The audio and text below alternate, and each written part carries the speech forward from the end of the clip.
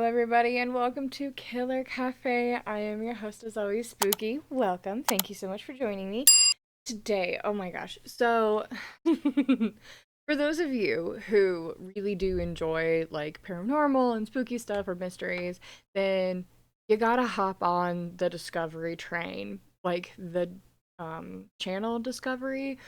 Well, I guess they're not Discovery Plus technically because it's a streaming site as well. We get it through our phone, so it's really fun to watch. Anyway, Discovery has some of the wildest TV shows. If you are anything like me and love paranormal, spooky, just crazy things, then you've probably seen like Paranormal Caught on Tape, Skinwalker Ranch, like all of the things. Skinwalker Ranch is technically on the History Channel, but it also does appear on like Discovery Plus and stuff like that. Um, Paranormal, like Caught on Camera, I forget what they're on, but they also have like the Ghost Hunters, Ghost Adventures, stuff like that. Y'all. So I have gone down this rabbit hole of loving the ranches, like the ranch style, like the paranormal ranch style TV shows. So you have obviously Skinwalker Ranch, but there was a new one that recently came like and caught my eye, and that is called The Mystery at Blind Frog Ranch. Now, if you have not heard of it, pretty much it is this ranch that is about 20 miles away from Skinwalker out in Utah in the Uinta Mountains or the Uinta Basin. And this ranch got its name supposedly from the owners, which are Duane and Chad Ollinger, and they dug down to try to open up this cavern, and a bunch of frogs came out, and like they weren't moving around, weren't really doing much, and you would have to go up and poke them for them to move, and they realized they were blind. I say allegedly because again, this is Discovery Channel. I mean, the Discovery Plus streaming services. You never know what's actually true and what's not. But this ranch is actually in the Uinta Mountains or Uinta Basin. It is a 160-acre property. My goodness. They first aired out in on like January 1st, 2021. And every single year since, they have 3 seasons now out, they have always done it around the same time. So every year around January 1st. This year they did it kind of early. They started towards like December and then ended in like on January 1st. So either way, I'm here to recap the seasons because I love this and I feel like as viewers of my channel, you might too. I know this is not my usual true crime. I'm taking a break right now. I am not mentally healthy and diving into cases that talk about some gory stuff is just not really up my alley right now. So welcome to Wickedly Weird Wednesday, where we talk about all the paranormal stuff and recap Blind Frog, because your girl loves Blind Frog. I have binged this season so much. Well, I binged it pretty hard, and then I went back and started binging the other seasons, and then I sat there and I was like, I need to talk about this with someone. Because you can talk about it with my husband, but my husband's like, eh. He's very logical. And mind you, right? Discovery has a lot of crazy stuff. Like, they have a plethora of different things, and I'm never saying that this is fully 100% true. I will show you clips of, like, stuff that is hilarious to me because you know they're hyping it up for the camera. And even most recently from my research, I found out they have a, called like Blind Frog Ranch Outlook out Outpost, something of that nature. It's in Vernal, Utah, where the actual ranch is located, and they take tours on the ranch and show people the ranch and like where like some of the places and yada yada yada. If you do look on their subreddit, a lot of people say, oh, they're using stock footage, or what they're finding on the ranch isn't actually on the ranch. And yes, for most of the part, you at least just from my own viewing, some of the stuff that they're showing can be tracked to other places around the ranch.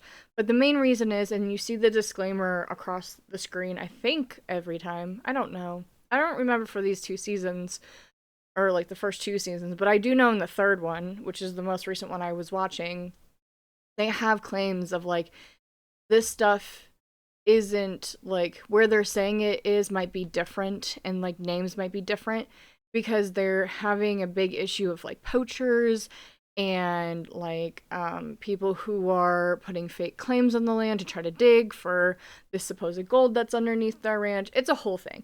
We will get into it, but first we're going to recap the first two seasons. So really quickly before we do get started, Duane, Chad, Charlie, I would love to come out to y'all's ranch. Y'all, let me come out there.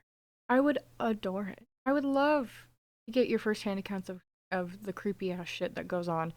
Don't get me wrong. It's great. I would love it. I would document everything I could. Like, y'all, hit a girl up, please. Anywho, okay. Grab a coffee, grab a blanket, settle on in, and let's dive on into Mystery at Blind Frog Ranch. First season, or the first episode of season 1, it's called What Lies Beneath. And if you see me looking over here, it's mainly because I have little notes that I took, and sometimes I need bullet points to keep me on track, or I'm gonna ramble for like 80 hours like I probably already am.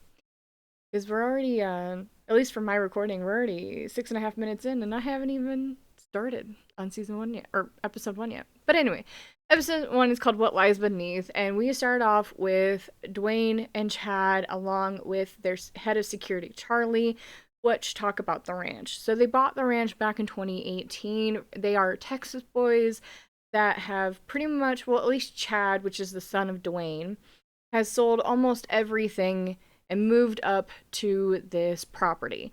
Duane is a wildcat guy. He used to drill for oil all the time, but he heard about the property. He heard about the gold that might be possibly underneath, so he decided to buy the ranch. Now, he bought the ranch in 2018, and that's when they started digging. So they were digging around, and everybody's like, what do you want to name it? What do you want to name it? And then that story came out of they were digging a hole down to try to find a cavern, and a bunch of water and frogs just spilled out of this cavern. And, you know, they were poking at the frogs, and they were only moving. Chad and Duane have two different stories, technically. They're the same thing, but, like, Chad has more detail where he's like, oh, they were albino and blind, and, like, you had to literally go up and bop them, and da-da-da. Where Duane, the father, he's more like, they would just sit there on the edge of the bank, and they wouldn't move until you walked up and touched them on the nose, and they jumped. They had no way of knowing that you were there. I mean, they couldn't see nothing. They asked what we was going to name it, and I said, that's simple. We'll call it Blind Frog Ranch. So it is up in the Uinta Mountains, and they decided shortly after buying that they were going to connect with one of their people that they know and have a scan done of the ranch. Now, this ranch is 160 acres of land. So, I mean, as someone who doesn't own any land, I guess 160 acres, you need to do a scan. So they scanned it, realized that there's these caverns underneath that they aren't very sure about. So after they did the scan, they realized that the legends of possible old Aztec gold could be a huge thing. So after that, they briefly touch on a few other things. Mainly, they do these little campfire scenes. They stopped doing this in season 2, and I was really sad about it. But they did them in season 1, and I believe in season 3, where they sat together and they kind of just talked or like debriefed the day. But sometimes like things would happen. Other times they would go into like the last little chunk of the episode. But the campfire scenes are really great because it kind of talks through what happened up until that point, and it helps. It helps, I guess, for someone who has horrible ADHD. So they talk about that for a little bit, and it's mainly just talking heads. So the first episode is literally all about what they've been doing up until this point, and they don't say outright what year it is, but based on a few things that I was looking into, and they bought the ranch in like 2018. I had a suspicion that they started filming in 2020, or at least like mid to end of 2020, because their So their season that they have to sit in is mainly from early spring to where there's no snow all the way through to when the first snow hits. So you have to think about like that weird little period of time that they only have to dig. So when they're talking, they aren't ever telling you like what year it is or how long they've been on the ranch. They say, "Oh, we just started this in 2018." Mind you, the first episode aired on January 1st of 2021. So you have to kind of maybe base it on a few things. They could have filmed in 2019, but Duane says a few things like, "Oh, we were drilling last year and we found some few things that we did." They talk about this. They drilled a hole, and when the water, or before the water spewed out, they shoved this pipe or like PVC type style tubing down to keep the hole open. And they did that the year prior. So, from at least from my knowledge, I believe they were personally filming in 2020. And then they did, the whole editing process up until 20 or the first of 2021. So then they go into all the weird happenings that are on the ranch. How Duane has seen a bunch of stuff, Chad has seen a bunch of stuff, there's just odd things going around. And they also start to talk about the fact that they are very close to Skinwalker Ranch. Skinwalker Ranch is just south of us, 20 miles plus or minus. We're on a strange plot of land that has a lot of stuff going on. They are only about 20-ish miles, which when you think about it in retrospect, it's not a lot, but when you're talking about paranormal happenings, it's very close. Because if you think about these two large ranches that are, major in the paranormal world, especially for the Uinta Basin, it is strange and wild. They are filming a bunch of people who live around that area in Vernal. This one lady, she cracks me up. She, like, any little thing that happens when she's talking to the producer, she's like, "Welcome to the basin." Veronica, I'm sorry. This microphone just died. Hang on one sec. Yep. Welcome to the basin. The basin got you now. She's just, like, she's my spirit animal. Almost in a way. She's really, really cool. So after we get a little introduction to Duane and his son Chad, well, Duane mainly, then you go into his son Chad, and Chad talks about how he had all these businesses, he sold all these businesses, moved out to Blind Frog to live there, essentially, for a while. He has his wife and his children up there. They are pretty much camping it. They bought a school bus, start camping it. It's a really sweet and touching moment, like, just to see them. But for someone who has seen all the seasons and knows what's going to start to happen, it's almost a little creepy. Because, again, Blind Frog Ranch is some of the most, like, paranormal happenings along with Skinwalker. And supposedly there's skinwalkers walking around this ranch, and you got your kids in a bus. You don't even got them in a house. I mean, like, I don't know if like a bus or a house is even gonna work out, but anyway, so he pretty much lives there almost all year round. And then we get introduced to Charlie. So Charlie, or affectionately known as Charlie Boy by Duane, is the head of security. So he is prior military, and security on the ranch, and he's been worked with the sheriff's department for over 20 years before he came out here with Duane and started working on the ranch as just head of security. So after you get a full rundown of the main three that you will always see, then you start getting introduced to the people that I would say that's like on their payroll, but people that they really trust and they want to bring in onto the ranch to help them start looking for this gold. So the whole shtick of this ranch is the fact that right back when the Spanish conquistadors came into Mexico, Montezuma was already passed, and his son decided that he didn't want to give the Spanish conquistadors the gold, so he took all the gold, gave it to some of his people, and told them to go up into what is now called Utah. So supposedly, and according to all the legends around this area, there is Aztec gold underneath these mountains or somewhere in these mountains. And it's really interesting to see how these legends kind of have a chokehold on these locals and what they believe is going on, like especially with the skinwalkers and all the paranormal stuff, what they believe is preventing them from ever finding this um this gold. After all of that is going on, then you get introduced to a man named Eric Drummond, who is a professional geologist for over 40 years. And mainly they're just introducing him, kind of showing what he's doing, and kind of intermittently showing the pond that they're digging through and trying to get into, and all of that nature. Now, I have to. Okay, so I have to tell you a quick story because, oh my gosh, I'm embarrassed. Like, highly embarrassed.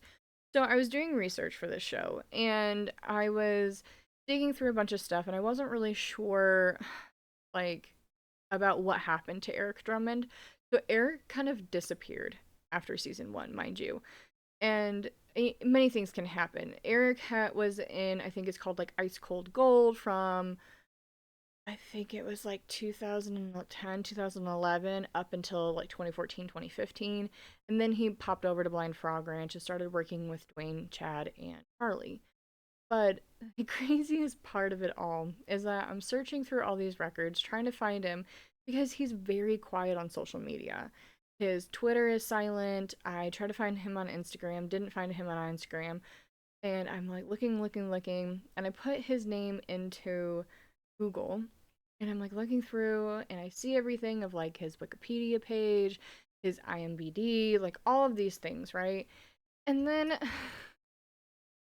I scroll and I find this crazy ass article for a guy of the same name who supposedly killed somebody in 1903 and that the guy killed himself in 2022. And I'm like, oh, please no. Like, I really don't want to go down this rabbit hole of Blind Frog Ranch and find out that one of the people on there went full, like, exorcist mode, where as he was filming this, he was running from the frickin' law. He's fine. He's good. We're all good. He's alive. It wasn't him. He does show up later on in one of the other seasons, or in season three, and um, I finally found his Facebook page, and I couldn't find it. Okay, I couldn't find his frickin' Facebook page because this mother trucker decided to be called Ice Cold Gold Eric Drummond. Now explain to me why you would want to be called that. Why don't you just use Eric Drummond? Or like, because not many people know you from Ice Cold Gold. Everybody knows you from Eric Drummond. Because I was looking through all of his little posts, and he made one last post of March 2023, and it was just said, "Goodbye, California." And a lot of people were speculating that he's going back to Blind Frog Ranch. And one of the comments say, "Oh my goodness, are you going back to Blind Frog? Like, that would be so cool." Mind you, he put this in March of 23. So a lot of people speculated that he was going. And when someone put that comment, he liked it. So now, speculation central. Anywho. So the first episode is mainly just the backstory.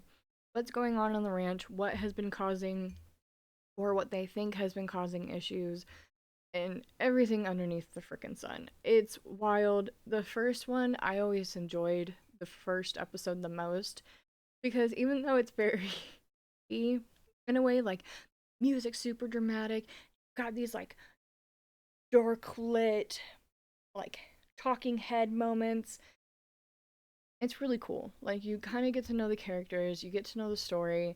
Mind you, I like these people do own it, and I don't know how much is hyped up for the TV show and how much is them just being genuinely excited for certain things. They bought it back before they probably even had a TV show deal. If they didn't, then that's their own prerogative. He was making bank before he even started Blind Frog Ranch. So that's a whole other thing in itself. But I digress. But yeah, that's the end of episode one. And at the end, they have like intermediate talking heads and kind of finishing up what they believe will happen for the rest of the season on Blind Frog. All righty, let's start with episode 2. So episode 2 is called Submerged Treasure. Now, this one starts off by them ordering a vertical drill. So they decided that instead of trying to dig out this tubing that they had put into the pond that is now flooded, they're going to go like next to it and they're going to fill up the or not fill up, they're going to vertical drill down and try to get into the cavern another way. Now, I did forget to mention in episode 1, they had this little intermediate spot where they were talking about other dig projects they had started doing at this specific site, which is what they called the pond. And there were a few things that they were talking about. They were talking about one where they had Duane dive down into this vertical shaft that they had originally dug to try to see what was going on, and it didn't really work out. He like popped back up. He's like, can't really see. It didn't work. So then they had Chad try, and it semi-worked, but it was so bad and murky that it just wasn't, they weren't able to. And then when they walked away from the pond, it, I think over a couple of days, so they grab a vertical drill. They decide to drill next to the pond to try to break through this cavern of things, to try to see if they can find another way in, or at least a dry entrance into the cavern. So as they're digging down, they're having a lot of like murky mud and it's starting to get wet, and they're like, oh man, like did we not like move far enough from the pond? Did we hit something? And then finally they get to another dry patch. So they're like, okay, good, it was just the ground. And then they hit something.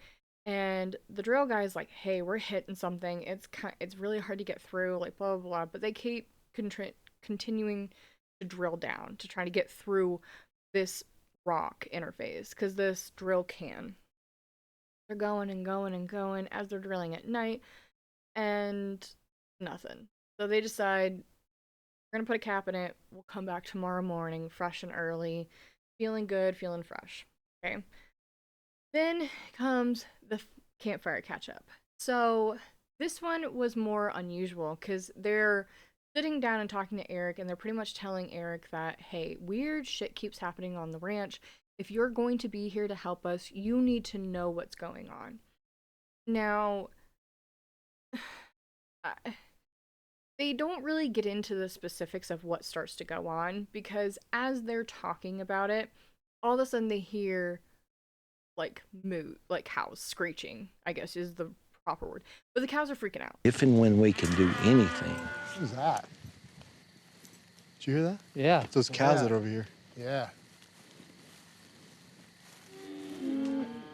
Something spooked them. I'll go down right here. You want to go around over there? Go down there. Yep. Mind you, they don't have cows on the ranch. Like, at all. They do not have cows. Those are their neighbors. So they're running all over this ranch, looking for these cows. They're freaking out. They're like, man, they're super spooked. What's going on? Why are they on our ranch? Da da da da. And then they come. I will have to. I'm gonna insert the clip right before, because this makes me so sad. But if you watch Skinwalker Ranch, then you've seen stuff like this before. But they find a dead deer, and the head has been chewed off, and it's missing its internal organs and its sex organs. Like, it's missing everything. Split right through the belly. It's bad news bears. But the way they come upon it is almost more terrifying, I guess you could say, because you're running through this ranch at night. It's 160 acres. You don't know where you're really going other than little flashlights that you're following around, and you come upon this dead deer out of nowhere with no head. It's a little terrifying. Anyway. That's crazy. I thought I saw something dart across though. Look at that. Look at that. Look over there. Once they finish up with all of this stuff going on, Charlie decides to go into town and start trying to figure out different history points for Blind Frog. He does this for episode 1 as well, but it's very minuscule. It's just more of him being like, hey, we're on Blind Frog, we bought this, what's going on, blah, blah, blah, what are the stories? And I mean, Discovery does it too, and that's why you see the inner clippings of people. For episode 2, though, it's very specific because he goes and finds a guy in town, and he is a Navajo descendant, and he kind of tells him the history of what happened. So then we learn that all the way back, I believe it was like the 1800s or maybe even further, the Navajo were fighting over the land with another indigenous tribe, and the Navajo cursed the land with skinwalkers. So everybody believes that it was just specifically Skinwalker Ranch that was cursed. It was not. It was the entire Uinta Mountains and Basin. So you have to realize that these mountains and basins stretch a very long, like, part of Utah. So when they cursed the land, that's when skinwalkers were released. They even clipped to one of the girls who was talking about how she would come home and see rabbits everywhere and like crows eating like the rabbit parts. And then one night she had windows open and she heard someone like yanking on the door and yanking on the door. And she peeks out like the window and she sees this figure that looked human but wasn't walking like a human. And so through this history lesson, the Navajo man was just talking about all different types of things, like what they can do, and that if they're coming out, then you're doing something that's making them mad, and that if you're not careful, then they can hurt you. They're there to harm you, and that's it. Like, they shift into whatever they can, and they will do everything in their power to harm you. So, of course, Charlie, being the head of security, is like, I'm not scared of any skinwalker, but I am nervous about other people, so I guess I gotta up security. Brings up a lot of concern for, our people that we have working out there. Yes, you need to be very careful. Yeah. Very careful. Okay. Based on what I know now, the main thing is keep everybody safe that's out there, and I've got to ramp up the security a little bit more to take those precautions for that type of scenario that might happen. This dude, he is the most chill man I have ever watched. He doesn't care about dramatics or the flair. He's like, dang, skinwalkers? Guess I gotta up security. Like, no duh, man. No duh. So, I just find that so funny. So, after all of this, we flip back to Chad and Ryan and Duane. Well, Chad, Duane, and Charlie, and they're deciding to dig. So everybody manages to open up the hole. They manage to move a bunch more sediment to finally get into this cavern, right? So they go into the cavern and they're digging around and they're like, okay, let's let the sediment settle and then tomorrow we will come back. So they come back the next day and to them, like, water's crystal clear. We're able to dive. So you have Chad and then you have Ryan, which is a cameraman, go diving. He's the underwater cameraman. They say, you two stick together. When one comes up, the other one comes up. Like, y'all don't leave each other, because it is a very dangerous dive. You cannot have any scuba gear on. You have to pretty much go down with your mask and a tube connected to a generator that gives you air. So if your air stops, you're screwed. So they go down, and the entire time, it is such a touching moment, I guess you could say, because you can tell that Duane really does love his son, and that, him even doing these is very hard for Duane, but it's just a beautiful moment to, like, watch how much he cares, and he's, like, peeking over the edge constantly, and, like, I swear if he could dive into the water and take his place, he would. It was just a really sweet, caring moment as he was talking about him. So then we flip to Chad and Ryan that are diving into this cavern, and they're going deeper and deeper and deeper, and obviously Eric's getting a little bit nervous because he's like, hey, they're going deeper, they're going farther than what we first told them to do. And they come into this tight entrance, and they manage to get in, and it's such a crazy moment because you see Chad poke his head out and, like, wave Ryan in and then go back in. And then Ryan gets in, and all of a sudden you pan up and you just see this massive 10 by 10 wooden box that is underneath this water. It's like a log cabin, but not. It's stacked intermittently, like string wrapped around the edges. It's really crazy. So they're like, it's really cute. Like the most randomest of things because it's hilarious. I love it. But Chad gets super excited. He's like screaming into his mask because he's so stoked. And they're getting like quick view of everything. And then they come out and they proceed to tell Duane, Eric, and Charlie all about it. Like they're super stoked. They're like, "Hey, we found the box. Like we found this box. We're gonna have to make a bigger hole. You know, everything. This is so crazy. Like we have to make a bigger hole. I think we found it. We think we found it. Blah blah blah." So it's really crazy that they were able to find this. And then that's where episode 2 ends. They do a little sneak preview for the next episode. Even though he's a hard-headed little, I'm so excited about what Chad did. The best day of your life is when your children become your hero. It's an honor for him to be here for me. It's an honor.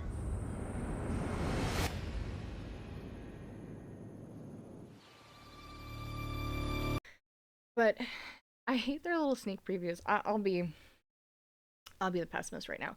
I do hate their sneak previews because they don't always do a sneak preview of the actual episode, next episode. They always do a sneak preview of like what's to come in general, and it irritates me so bad because it's like, for instance, the next episode is called Mormon Gold, and then episode 4 is called Someone Was Here.